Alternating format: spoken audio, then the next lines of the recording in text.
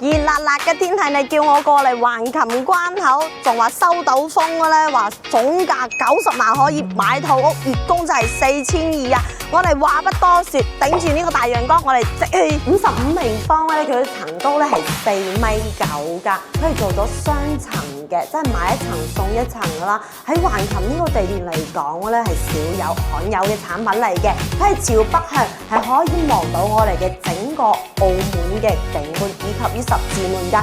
呢個總價咧就係90萬起啦，首期42個，咁月供咧就係4200蚊左右㗎咋。嗱，佢呢度咧戶數係去到咧6梯18伙㗎，戶數比較多，上落班嘅時候咧你要提前出門㗎。除咗有55平方、91平方，仲有單位咧係103平方㗎，得房率達到100%嘅。佢係朝南方向睇我哋嘅山景，以及於我哋嘅橫琴城市景觀㗎。呢套咧總價去到175個起，首期去到78個㗎，月供咧都係去到8000。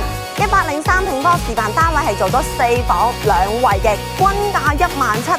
咩概念啊？喺橫琴均價17000啊！好似佢細職單位55平方啊，當年買嘅咧總價都去到200-300個啊，而家嘅總價咧即係90個起步，月供4200。嗱，佢而家咧放租出去嘅咧都係可以做到月租抵月供㗎。